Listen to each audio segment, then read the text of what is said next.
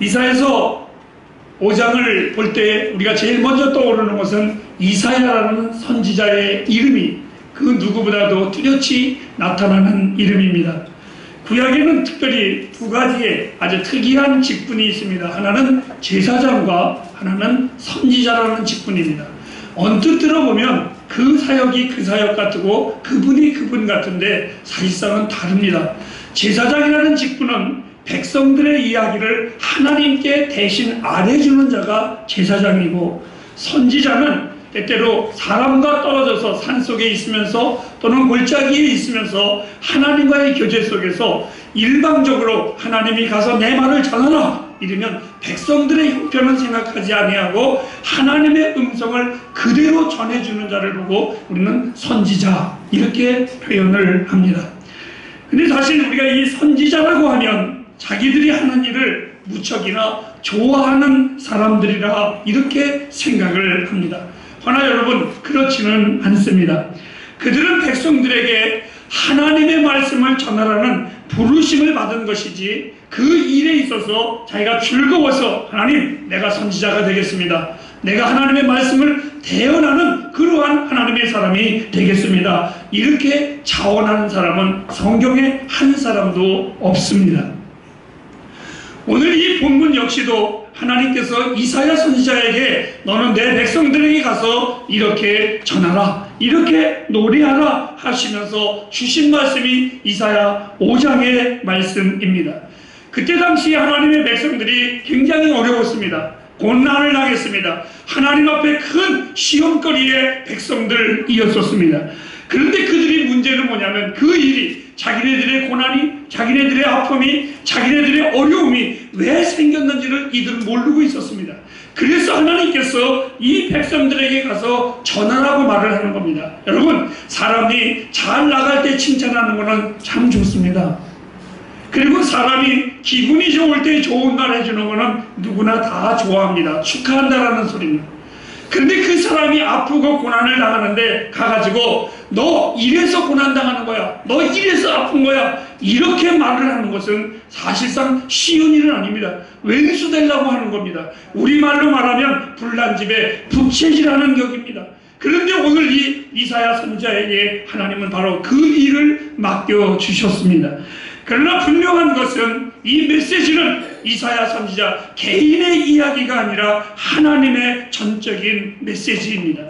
저와 여러분들이 이 9월의 메시지 이사야 5장을 통해서 볼 것이 있는데 처음부터 끝까지 물과 같이 흐르는 위대한 하나님의 교훈의 메시지입니다.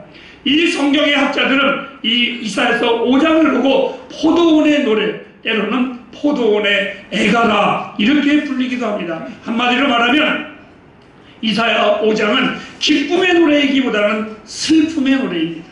그래서 이사야 5장을 보고 애가라 이렇게 표현을 하지요. 이사야 선지자는 오늘 이렇게 시작을 합니다. 우리 1절을 다 같이 한번 읽어보도록 하겠습니다. 시작. 내가 나의 사랑하는 자를 위하여 노래하되 나의 사랑하는 자의 포도원을 노래하리라. 나의 사랑하는 자에게 포도원이 있으며 심히 기름진 산이로다. 내가 사랑하는 자를 위하여 노래한다. 이 한 절에 무려 3번이나 내가 사랑하는 자라고 표현을 해놓았습니다. 얼마나 사랑하는 자를 위하여 간절히 이 노래를 불렀는가를 쉽게 알 수가 있습니다. 저는 어저께 부르의 명곡이라는 그 프로그램을 보는데 맨 마지막에 우리나라의 가수 김종서가 부른 금지된 사랑이라는 곡을 들었습니다. 그리고 제가 운동을 하면서 그 곡을 들으면서 함께 걸었는데 그 노래의 맨 마지막에 이런 말이 나와요. 우리 함께 같은 날 떠나자는 이런 말이 나오더라고요. 참 그 가사가 굉장히 제 마음에 닿고 굉장히 좋았습니다. 오늘 이 성경에도 보니까 이사야 선지자가 그 사랑하는 자의 노래라는 것을 3번이나 간절히 부른 것을 보면 이 사람이 얼마만큼 그 무엇인가를 간절히 사랑했는가를 볼 수가 있습니다. 오늘 이 선지자가 그렇게 사랑했었던 그 사람, 그분이 누구인가? 바로 하나님이셨습니다. 그래서 이 선지자가 그 하나님의 마음을 헤아린 종의 노래인데 바로 이러한 내용을 가지고 노래하고 있습니다. 어느 부자인 사람이 포도원을 만들었습니다. 처음에는 그 땅이 별로 좋은 땅이 아니었었지만 돌을 치우고 비료를 주고 거름을 주면서 아주 비옥한 땅을 만들었고 그 비옥한 땅을 자기가 거두게 되었습니다. 풀도 제하고 돌도 제하고 울타리도 치고 그리고 좋은 땅이 되었을 때에 최상의 극상품이라고 오늘 성경은 말했습니다. 포도나무를 그곳에 심었습니다. 이 농부의 마음은 오직 하나만 기대했을 겁니다. 자기가 다 투자한 이유는 오직 하나, 극상품 포도 열매를 기대하기 위해서. 농부의 지혜와 농부가 가지고 있는 능력과 농부가 가지고 있는 모든 부유함을 다 그 포도나무에, 그 포도밭에 투자를 했습니다. 그런데 안타까운 것은 그것을 얻을 때에 얻은 것이라고는 달콤하고 극상품의 달고 오묘한 좋은 포도가 아니라 들포도라고 성경은 기록해 놓았습니다. 이 들포도는 먹을 수 없는 포도입니다. 포도는 포도인데 쓰고 포도는 포도인데 이것은 사람의 마음을 상하게 하는 나쁜 포도였었습니다. 분명히 이 농부가 좋은 것을 심었는데 왜 이러한 일이 일어났는지를 12절과 13절에 이사야 선지자가 말해주고 있습니다. 그것은 이들이 하나님이 자기네들에게 행하신 일을 생각하지 아니해요. 두 번째로는 좋은 열매를 맺지 못했던 것은 이들이 무지하였기 때문에 이들이 그랬노라고 이 선지자는 외치고 있습니다. 자, 오늘 이 본문을 통해서 나와 여러분에게 먼저 하나님이 우리에게 전해주는 교훈이 있습니다. 한번 따라하실까요? 우리는 분명 세상과 다르다. 이것을 우리에게 첫 번째로 교훈해주고 있습니다. 여러분, 극상품의 포도 열매는 얼마나 매력적입니까? 그리고 포도송이의 아름다움을 보면 얼마나 멋있습니까? 그런데 오늘 이 성경의 이사야 선지자가 극상품의 열매를 맺을 줄 알았는데 들포도, 우리의 말로 좀 더 쉽게 표현하는 짝퉁의 열매로 이 포도나무의 열매가 변해버리고 말았습니다. 왜 이 포도나무가 그렇게 나쁜 열매를 맺었을까? 무엇이 이들에게 문제였었을까? 아까도 말씀드렸다시피 12절과 13절에 보면 한마디로 말하면 이들은 무지한 것이었었습니다. 그것도 무지한 것이었었습니다. 포도나무는 참으로 특이한 나무입니다. 어떤 것입니까? 나무라고도 할 것도 없는데 분명히 포도나무라고 말을 합니다. 그리고 이 포도나무는 나무 중에 외모로는 가장 볼품없고 그리고 가장 힘이 없고 그 무엇에다도 쓸데없는 무지랭이 나무입니다. 더 나아가서 자기가 열매를 맺었는데도 불구하고 그 열매조차도 자기 것인데도 자기가 바치지 못하는 힘없는 나무라 다른 나무로 그 포도나무를 바쳐야만 됐습니다. 이 포도나무는 오직 딱 한 가지의 사명이 있습니다. 그것은 뭡니까? 열매 하나만을 맺히기 위해서 존재하는 나무가 바로 이 포도나무입니다. 사랑하는 햇불가족 여러분, 꼭 생각하며 사시기를 바랍니다. 우리는 하나님께서 피로 제물이 되어 피로 값주고 산 자들입니다. 우리 주님이 그 놀라우신 십자가의 은혜로 나와 여러분들은 구원받은 백성입니다. 아니, 우리같이 하나님의 구원을 받은 백성이 누가 있겠습니까? 우리는 세상의 사람이 아니라 하나님의 사람입니다. 세상과 분명히 다른 것입니다. 그런데 문제는 이 세상과 다른 그 매력을 상실하고 있습니다. 이것을 그들이 모르고 있었습니다. 하나님의 사람이라는 것을 잃어버렸습니다. 하나님의 거룩한 백성이라는 그 놀라운 프라이드를 이들은 다 상실해버리고 말았습니다. 오히려 이들은 하나님의 백성이라는 것을 불편해했습니다. 그래서 그런가요? 전에는 세상이 교회를 향하여 배웠는데 지금은 세상이 교회가 세상을 닮아가려고 애를 쓰고 애를 씁니다. 한마디로 말하면 그 독특한 매력을 좋아하지를 않습니다. 끊임없이 질문을 합니다. 목사님, 아니 하나님 우리가 세상에 사는데 세상 사람과 왜 달라야 합니까? 그리고 그 다른 것 때문에 우리가 왜 힘들어야 합니까? 이렇게 우리는 투덜거리고 이렇게 우리는 부르짖고 있습니다. 허나 여러분, 그럼에도 불구하고 단호히 말합니다. 우리는 다릅니다. 왜요? 하나님의 창조의 극치입니다. 우리는 하나님의 나라를 위해서 구원받은 백성입니다. 우리 안에 더럽고 추한 죄를 용서하시고 극상품의 포도나무로 우리를 삼으셨습니다. 극상품의 포도나무, 그것도 심히 기름진 산 예수 안에 우리를 심어서 키우시는 하나님이십니다. 그러니 농부 되신 하나님이 당연히 우리를 향하여 극상품의 포도 열매를 기대하시는 것이 무엇이 잘못이겠습니까? 무엇이 우리 하나님이 원망스럽습니까? 극상품의 포도 열매는 어떤 것입니까? 큰 것입니까? 보기에 좋은 것입니까? 아닙니다, 여러분. 그 열매는 고귀한 고유의 자기의 맛이 분명히 나는 것, 그것이 극상품입니다. 포도 열매는 포도의 맛을 내야 되고 사과는 사과의 맛을 내어야만 합니다. 만일 포도가 사과 맛을 내고 사과가 포도 맛을 낸다면 그것은 아무러한 상품의 가치가 없는 것입니다. 여러분은 하나님의 사람들입니다. 세상이 감당치 못하는 하나님의 나라의 매력 덩어리들입니다. 그런데 어떻게 나와 우리의 이웃들이 나와 여러분들을 어떻게 바라보고 계십니까? 열매가 있어 목마른 자들이, 배고픈 자들이 우리 가까이 왔을 때에 다가 먹고 싶은데, 배고픈 자들이 와서 그 포도 열매를 먹고 싶은데, 아니 굶주린 자들이 와서 그 포도즙을 먹고 싶은데 따먹었을 때에 그들이 우리를 향하여 시거나 떨거나 쓴맛을 내는 들포도의 맛을 준다면 우리들은 어떤 모습이겠습니까?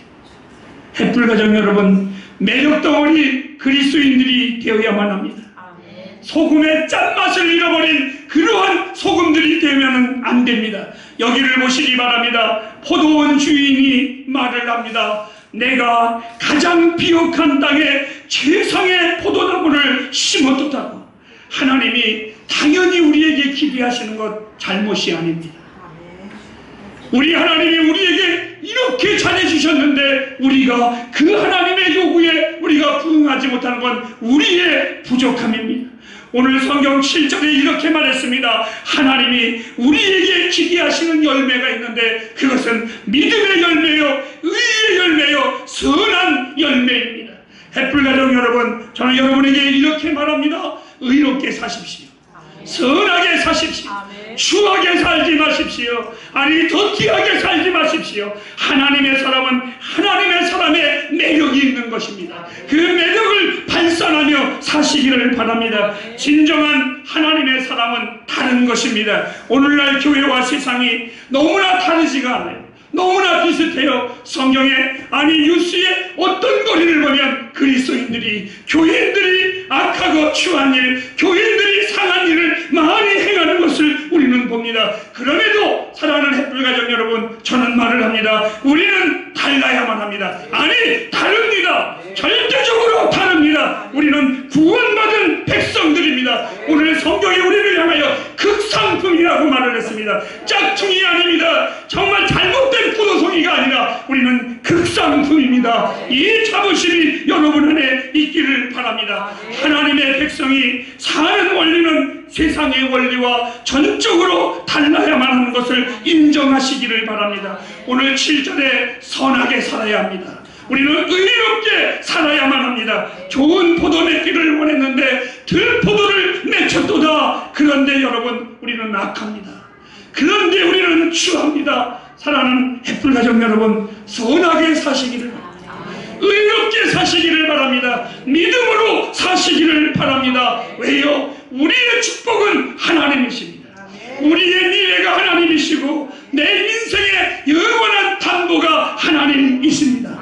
이 하나님을 믿으시기 바랍니다. 이스라엘이 하나님의 책망을 받은 것은, 하나님의 저주를 받은 것은 바로 이것 때문입니다. 13절을 다 같이 한번 보도록 하시겠습니다. 시작. 이러므로 나의 백성이 무지함을 인하여 사로잡히니 그 귀한 자는 줄일 것이요 무리는 여기 보니까 나의 백성이 무지하다라는 것입니다. 무엇에 대하여 무지했겠습니까? 나와 여러분이 하나님의 백성인데 그거를 모르고 사는 겁니다. 내가 여러분이 천한 자가 아니라 귀한 자인데 그것을 모르고 사는 겁니다. 나와 여러분들이 매력 덩어리인데 우리는 그 매력을 상실하고 살아가는 겁니다. 하나님의 무궁무진한 말씀을 주셨는데 이 말씀 앞에 우리는 무식한 겁니다. 아니, 하나님이 나와 여러분에게 한없는 은혜를 주셨는데 우리는 하나님의 은혜에 너무 무지하게 살아가는 것입니다. 오늘 하나님이 기대하셨던 것은 나는 내가 가진 모든 것을 너희에게 투자할 테니 너희는 극상품의 포도맛을 잃지 말라는 이 하나님의 메시지입니다. 또한 가뭄이 올 때에 어쩌지, 포도값이 떨어지면 어쩌지, 여러분 그러한 염려도 하지 말아요.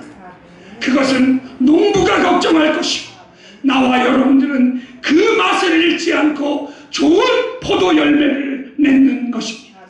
사랑하는 햇불 가족 여러분, 이런 은혜를 알고 계십니까? 여겨주심의 은혜, 이 은혜 알고 계십니까? 내가 극상품의 포도나무가 아니라는 것을 저는 이 말씀 앞에 너무너무나 내 마음이 흔들렸습니다. 하나님, 극상품이 아니라 들포도는 저것이 진짜일까 가짜일까 사람들에게 시선이라도 끌지만 하나님, 나는 그런 시선을 끌만한 자격도 능력도 없었습니다. 어제 목욕탕에 앉아서 밖을 보다가 끊임없이 이 극상품에 나를 여겨주신 하나님의 은혜가 내 안에 밀려왔습니다. 눈물인지 땀인지 물인지 구별이 안 갔습니다. 목욕탕 안에서 거울에 비춰진 내 모습을 볼 때에 나는 극상품이 아니었었습니다. 그런데 하나님이 나를 극상품으로 여겨주셨습니다. 이 여겨주심이 나에게 얼마나 부유한 것인지, 하나님의 그 은혜가 나를 얼마나 부욕해 하는지, 그렇지 않은 나를, 들포도만도 못한 나를 하나님이 극상품으로 여겨주신 것, 그것이 내 인생의 너무나 큰 부유함이었습니다. 목욕탕에 아저씨가 저만 보면 사장님 오셨어요 이렇게 인사합니다. 그런데 이 은혜를 깨닫고 나오는 나에게 다 하시고 사장님 가시는 거예요 할 때 제가 이렇게 답변했습니다. 여겨주신 하나님의 부유함이 내 안에 가득했기에 저는 사장이 아니라 목사입니다. 내가 목사라는 그 고백이 얼마나 나를 부욕해 했는지. 여러분은 하나님의 형상을 닮은 최고의 작품입니다. 하나님께서 너무나 소중히 여기시는 재산입니다. 극상품 포도나무입니다. 이것을 잃어버리면 절대로 안 됩니다. 하나님의 백성이라는 그 프라이드를 가지고 그 자존심을 가지고 사시기를 바랍니다. 그 사랑이 얼마나 나와 여러분을 부욕해 하는지, 여러분이 이 세상에 비교할 수 없는 최고의 극상품임을 잊지 마시기를 바랍니다. 그래서 때때로는 세상이 우리를 시기합니다. 때때로 질투합니다. 때때로 모함도 당합니다. 이 세상에 조금은 불편해도